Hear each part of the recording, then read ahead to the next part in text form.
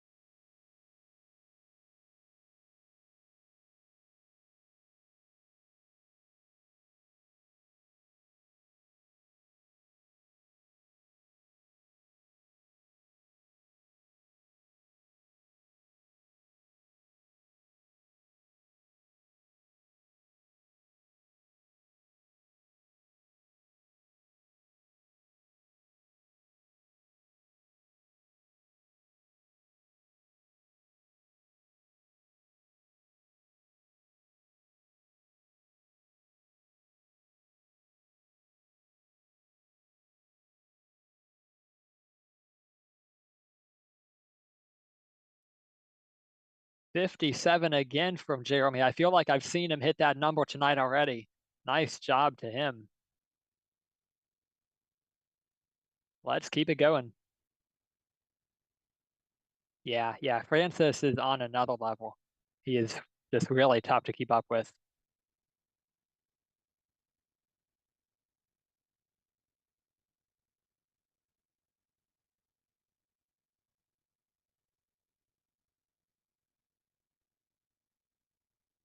1900 FIDE. Wow. That's impressive. Yeah, very strong player. He's like 2200, I think, in his online ratings.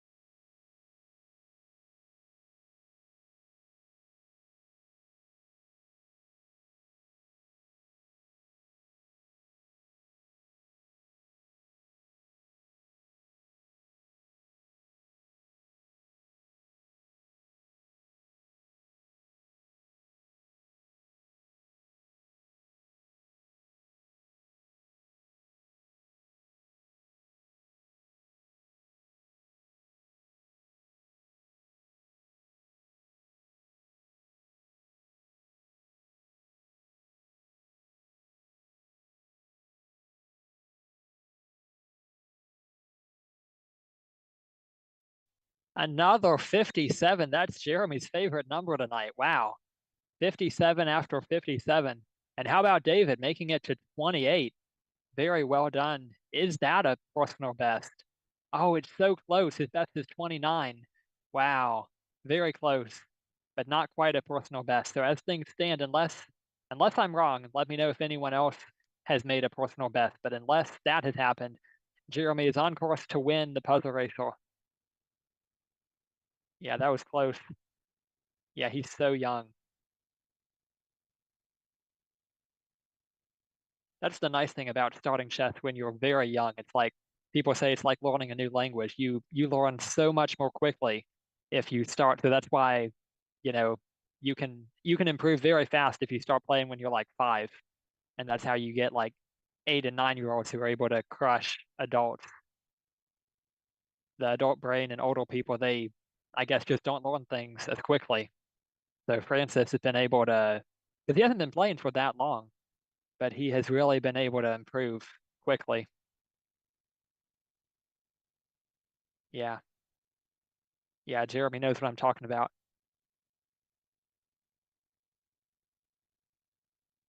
Here we go.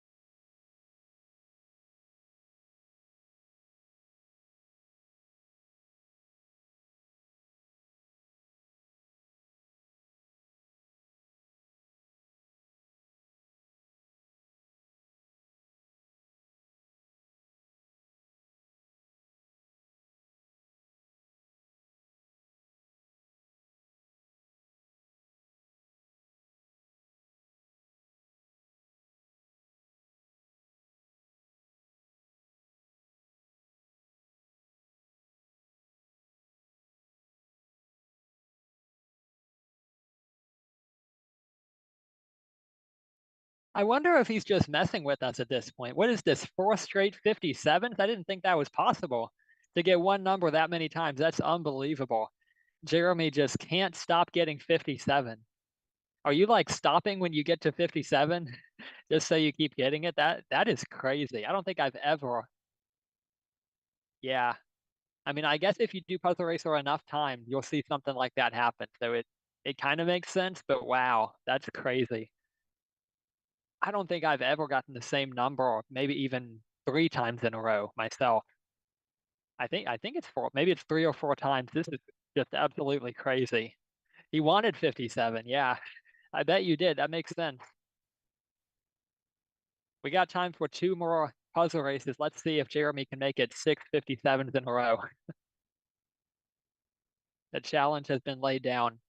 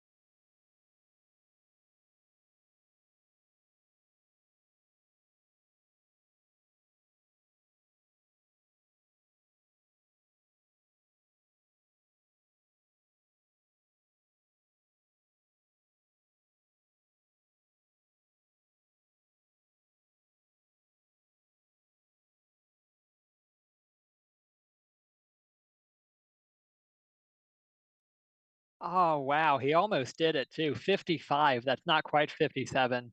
Maybe I could lend him my 7. I got 47. Wow, crazy stuff. The streak is over. Wow. Nice job on all the wins, all the scores above 55 or better to Jeremy. This is very good. We have time for one more puzzle race, final race of the night. Let's see if anyone can get a high score.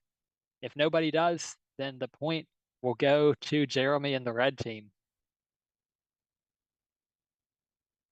Let's do it.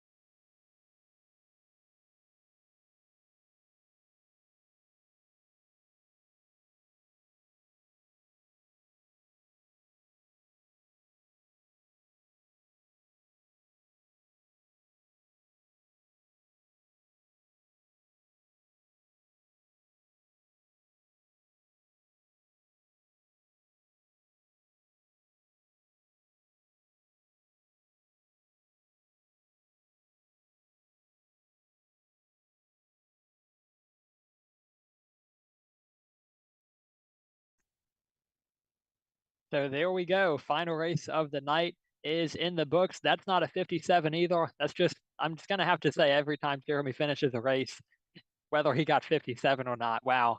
Well done to Jeremy. I believe that means he wins the point. Let me know if anybody got a personal best, but I think Jeremy takes home the point in Puzzle Racer for the red team. Congratulations to him. Nice job, Jeremy. All above 50. Yeah, well done. That's great. That's a great sign when you have that consistency to your game. You can get above 50 every time or above, and whatever it may be, above 30, above 20, whatever number you're chasing, go for that consistency because that's what's going to help you, in your games when you're trying to play in a tournament. You don't want to only be able to play one good game. You want to really have the stamina and the consistency that you can spot good moves over a long period of time, and that's going to help you when you play a tournament. So the point goes to the red team. I'll just update that quickly, and now let's move into our announcements. And welcome to Josiah. Glad you could join us. So let's recap what happened last week in week number 8 of chess camp. In week 8, blue team added 51 points during chess camp, while red team added 42 points. Outside of camp, blue team scored 20.2 points and red team had 8.5 points. So an excellent week for the blue team. Let's take a look at the individual leaders. That should say week 8, my bad on that. Red team was led by Jeremy in fourth place, followed by Ishan and then Andrew getting in on the scoring for the red team. As for the blue team, they were led by William and then Uni and then David. So well done to those players, to everyone who made it onto the leaderboards, bring home those points for the team. That means the blue team is in the lead with 228.7 points for July, while the red team has 186.2 points with the additional point for Puzzle Racer tonight. I remind everyone that our meetings in August and the last camp meeting, in case you're wondering, is Thursday, August 8th. All those meetings are going to count for points in the month of July. So when you add in our makeup meetings, this means that we have 6 meetings, counting this one, still to go for July. So a good bit still to go. So if you're here, that means that you know that we're meeting this Monday today to make up for the week when most of us were unable to make it because of the hurricane in Texas.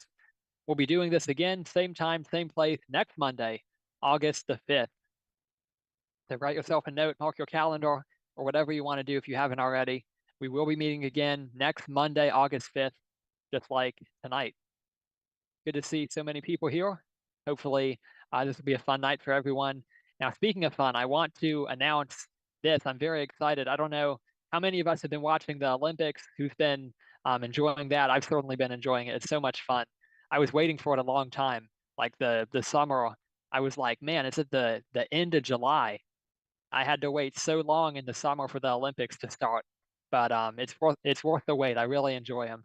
And with that being the case, in honor of the Paris Olympics, for the last 2 weeks of this camp, we're switching things up and we're going to be competing in our own chess Olympics. So we're going to continue with our usual team battles for our 2 Monday makeup meetings. And on Tuesdays and Thursdays for the next 2 weeks, we're going to play 2 variant arenas each night. Each will last approximately 45 minutes. And this means that we're going to play each of Lichess's 8 variants over our last 4 meetings on Tuesdays and Thursdays. So hopefully, I think that's going to be a lot of fun for everyone. It's going to be a tornado of fun playing all kinds of different variants. You're going to be competing to bring home some points for the team, and there'll be more details about that tomorrow night. So you definitely want to be here if you can for Tuesdays and Thursdays. We'll still be giving out a lot of team battle points as we do the chess Olympics, and you're going to learn about all the variants and compete to be the Olympic champion. We're going to split everybody up into 2 sections so that you'll be competing primarily against people closer to your level in terms of trying to become the champion, and then you will be able to everyone will have something to play for. All right, so get excited for that, and let's move into the lesson for tonight. This is the same lesson that I taught on Tuesday of the week that there was the hurricane, we only had 3 people. I think I'm not completely sure who. I think David and Uni, I know they both made it that week. So if you're here and if you were here for that lesson as well, feel free to listen again if you'd like, because I know that our repetition, hearing something again, can help people to learn things even better. But just be aware this may sound familiar to you, maybe the same lesson. So here we go. Let's move into it. Just the one game tonight. We're going to take a look at chapter 18 in the study. I'll put it in the chat here. Yeah, it is fun. I don't have too much knowledge about how, like, the strategies of the variants. I kind of just figure things out as I go. But yeah, they're definitely fun. We will do every variant, David. We're going to play every single variant for the Chess Olympics. So that's going to be a lot of fun. All 8 variants, 2 team battle, or not team battles, 2 arenas every night, Tuesdays and Thursdays. And we'll play each variant for about 35 minutes. So over the last 2 weeks of chess camp, we're going to get to all of the variants.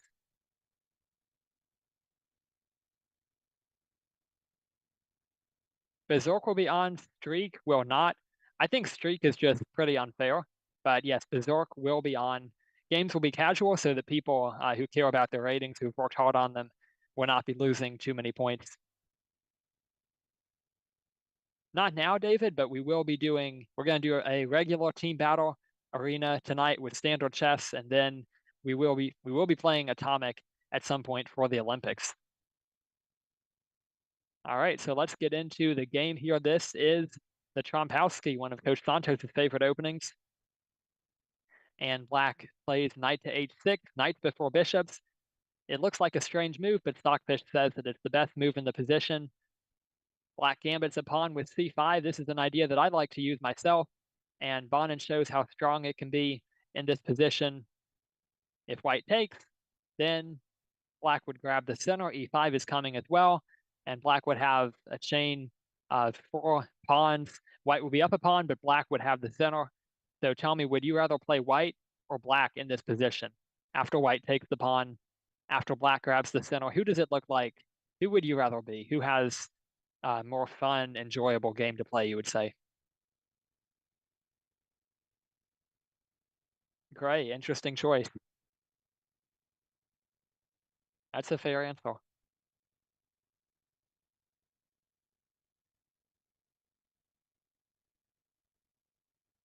White's up a pawn, but black would have the center control advantage. I think I would definitely prefer to be black. I want to have the space. I want to have the center. Being up a pawn doesn't really mean all that much because in most games, there are going to be blunders that give away a lot more than a pawn. You know, a lot of the time, there's going to be a tactic that wins you a whole piece or even a checkmate. So being up a pawn from the opening, like, are you really gonna be able to defend that pawn for the whole game without making any mistakes? I think having the center is a much better way to play. That's why I think variance was such a good idea. So I think it's kind of pointless to try to like cling on to a pawn with a bad position because unless you're like at the master level, it's likely that you will make a mistake, unfortunately, and it's just going to be really tough to play a game if you let your opponent have all the space and you have to defend against, you know, a bunch of threats that the opponent might potentially have on every move. Not to mention the fact that the opponent maybe even gets the pawn back immediately with bishop takes c5 in some cases. So I do think that gambits are a strong way to play, and that's why I would not be taking.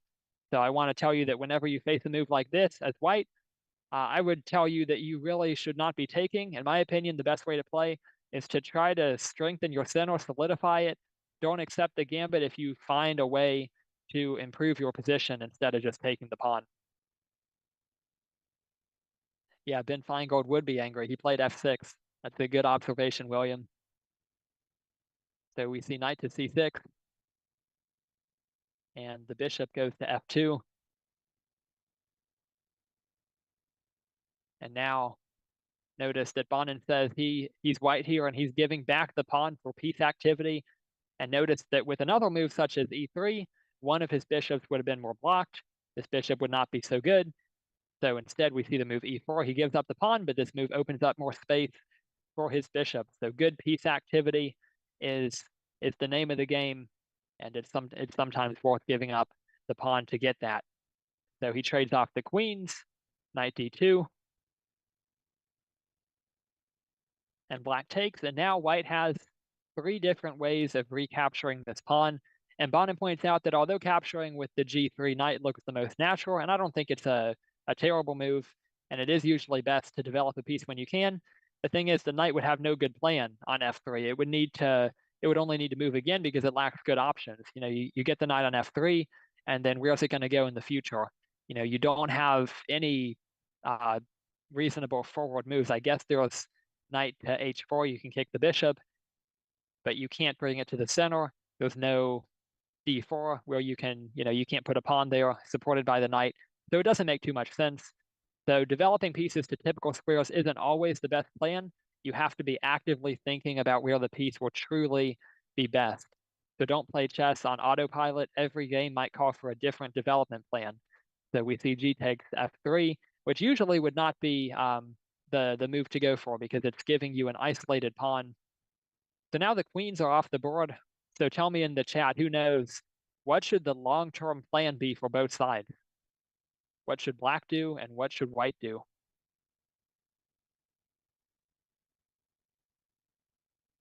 I'll give you a hint. Look at the pawns.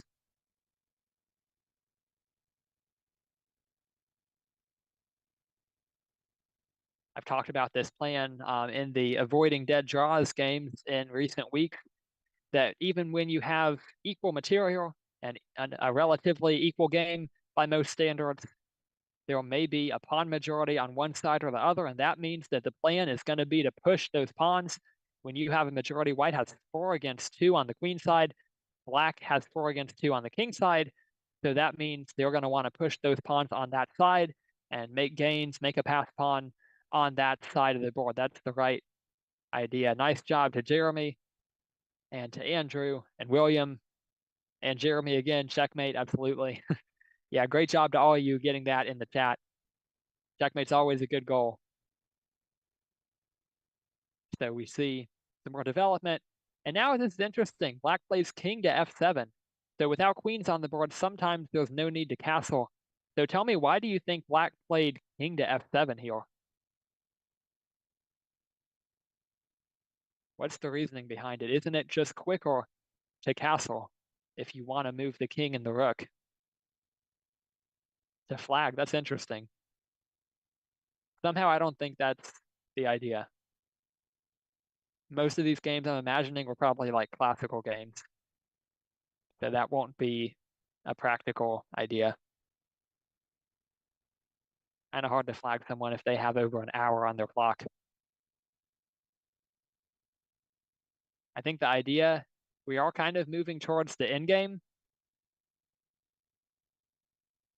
So I think that because castling would have put the rook on f6, f8. Notice this, if black castles, the rook is on f8 behind a pawn, and is that pawn really going to go anywhere? The pawn is potentially meeting a brick wall on f3, although one fair point is that if we push the e-pawn and then if white trades and black trades, then you open up the file potentially for the pawn. So there's an idea, but generally I was thinking that the rook isn't the most active here, and it may be better placed on e8, so you're going to have to move it again. And as you move towards the endgame, you want to get the king to the center, and this does not accomplish that. Got to move the king again, the same number of times as you would if you had just kept the king on e8. So usually castling saves you a move, but this time it actually wastes a move because it doesn't accomplish any of black's concrete goals of getting the rook in the game and getting the king potentially in the game as well. So it doesn't make any progress. So this is the rare occasion when castling actually kind of wastes the move. So that's why I think that perhaps he didn't castle. And particularly at the higher levels of chess, you've got to play accurately. You've got to think actively and not just play based on habits, because what's usually good, like castling, may not be good in your position. So we see king f7 instead, attacking the bishop. The bishop comes back. And now black goes for the often good idea of doubling the rooks on the open file. It's a good activation plan, attacking the knight. White defends the knight. This is a good move, brings the rook to the open file. And now Bonin points out that black could play bishop to h3 and pin the knight. But white's h4 move stops that threat because it unleashes the rook to defend the pawn.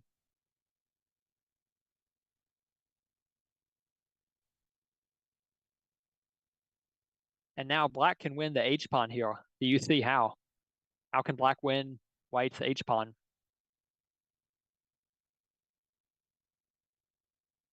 His h4 pawn is very well attacked by black. He's got 2 attackers on it. White has 2 defenders at the moment. But this defender, the thing to notice is the rook on h1 is actually doing 2 jobs. It's a key defender of the d1 rook, which is attacked twice. So with that being the case, black can take. Nice job to Jeremy and William, who have it in the chat. Good job. This is the right idea. Eventually, we're going to remove this rook from h1. And as the rooks trade off the board, now black has won this pawn, and he now has a passed pawn on the h-file. White's king moves over. He has to watch the pawn. And now black plays king to e6, and it looks a little bit promising for black because he has more king activity and an advanced passed pawn, plus he's a pawn up. But now white gets to push, and now watch what happens for the rest of the game. The initiative can be a powerful thing. He is preparing to attack this knight. He's pushing his own majority on the queen side. The white king, of course, has to keep an eye on the pawn, not going to let it queen. And now b5, white kicks the knight. Bonin points out that putting the knight to d8 would have been better, but instead he goes knight to b8, knight a5 attacking the pawn. Black defends. Both of his knights are pretty much at home, staying at home for black, not being active. And now this move here, f4, Bonin says this move gains control of the d4 square for white. Maybe he'd like to get a bishop there someday. So if you want, perhaps even the knight, so if you want to control a square that your opponent controls, kick away their controlling pieces, in this case, getting rid of the pawn. Bishop to f6, and now the bishop takes. And white was attacking the knight. Black plays pawn to f4, and black has hung his knight out to dry. Crazy move here. Tell me in the chat, do you think that white can safely take this knight?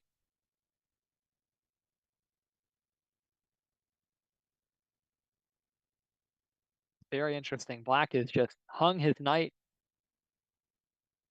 And when your opponent hangs a piece, or seems to hang a piece, you're pretty much always right to be a little bit suspicious. You know, don't immediately take it.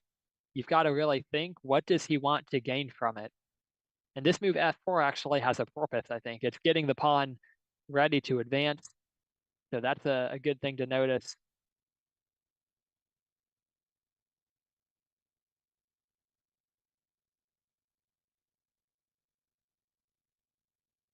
It's a good find by Jeremy. I like his answer. He's got it right. I'll go ahead and show you what happens if white takes. Then black plays f3, and perhaps knight to d4, bishop takes the knight. And now, after these moves, h2, and now notice that the pawns combine to keep the white king out, and the white king is unable to stop these pawns. The bishop and the knight also can't get back to stop the pawns, and h1 queen is coming. Alternatively, instead of taking back, if white had played bishop c7, attempting to fight a little bit better, bishop to e5, cutting off the bishop's defense of the crucial h2 square is a very good move. Knight to c4 check. The knight comes in. The knight is going to help out, but if the knight helps to deal with the pawns, then the king munches on the queen side pawns. Black is going to be the one with the passed pawn. And so with white worrying about black's passed pawns, black simply uses them as a decoy, which is a common strategy in king and pawn endgames. He wins other pawns, and now black is the one with a winning advantage. Stockfish says almost -4 in favor of black. Now more than -4 in favor of black. So he could not take the knight immediately, but as Jeremy said, after this move, white finds the great move. Knight takes f4 check. He eliminates one of the pawns with check. So black can't save his knight. He has to deal with the check. And now, with one of the pawns gone, white's able to take the knight. He essentially won a pawn in that. And now Bonin points out that there's no defending the b7 pawn for black. Knight takes, and Stockfish says now the only move for black to save the game is the centralizing move knight to e5, and black doesn't find it. He plays bishop to e3 instead. And now white's initiative on the queen side will win. He's got 3 pawns against nothing. And notice that black cannot really push in queen because after h2, the white king will be able to head to g2, and then white's able to stop that pawn. And in the meantime, white is the one pushing. He trades bishop for knight, knowing that he has c4 and c5 coming with the support of the knight. And now, as he just bullies around the black bishop, he's going to be able to push the pawns to promotion, and black is going to be helpless, as Bonin says. And notice that although white's king can't attack and capture black's h3 pawn at the moment, because the bishop and the pawn control these 2 squares, black also can't push the pawn because, as I said, h2 would simply be met with king to g2. So white wins. So I want you to remember, in your games, don't play chess on autopilot. Actively think about where your piece would be best in the opening, where your piece has a plan to go forward. And plus, when your opponent offers you a pawn or a piece, you should really be suspicious. Assume the worst about your opponent. Not really great advice necessarily in life, but sometimes in chess, you have to assume that the opponent wants to do something bad, and you have to be thinking about what they're going to do. Think about what they might be getting out of it before you take something that seems to be free stuff. The c5 pawn gambit in the opening and the d8 knight sacrifice in the endgame were both free material, but both would have been bad news for white to take. So don't just take immediately if you see something that looks like it's free. All right, so now let's move into the tournament for tonight. I'll put the link in the chat, and here we go. I'll go ahead. I'll move up the start time once everyone joins, expecting 8 people. Hopefully they're going to be, we're going to have an even distribution of people on teams. Never quite know what it's going to look like.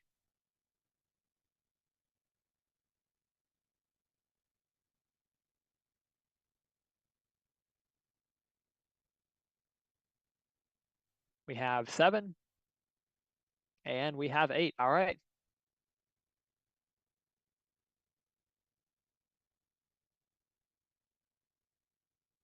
So it's now 5 against 3. And I think to help the blue team get some games more quickly, I'll actually join tonight on the red team. Now, my points will not count for the red team, but just want to give games to the blue team people instead of having them wait. So it's going to be 5 against 4. That's pretty even. And we will get started in about 30 seconds. Good luck to everyone and have fun.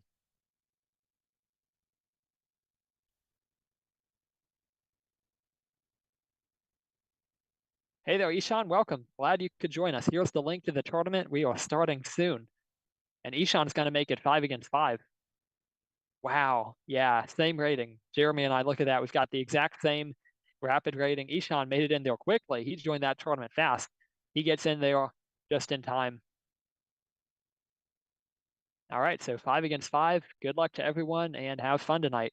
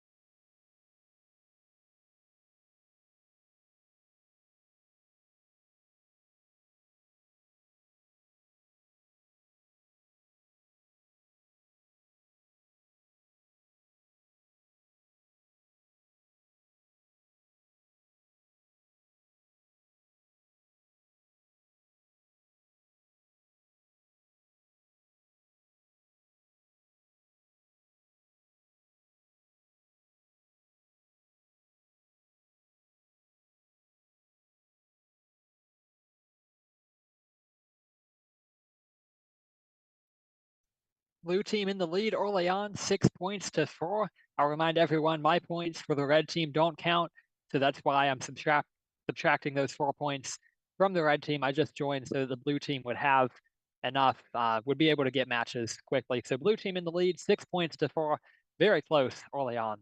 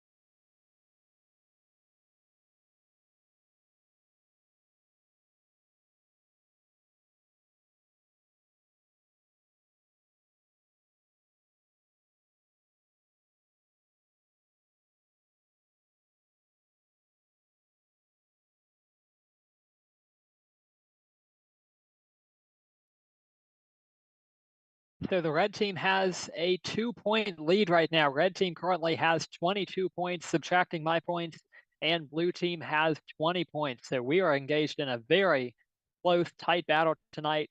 We have about 26 minutes left on the clock. Let's see who comes out on top. Okay, bye, Jeremy. Hope you feel better. Thanks for joining us.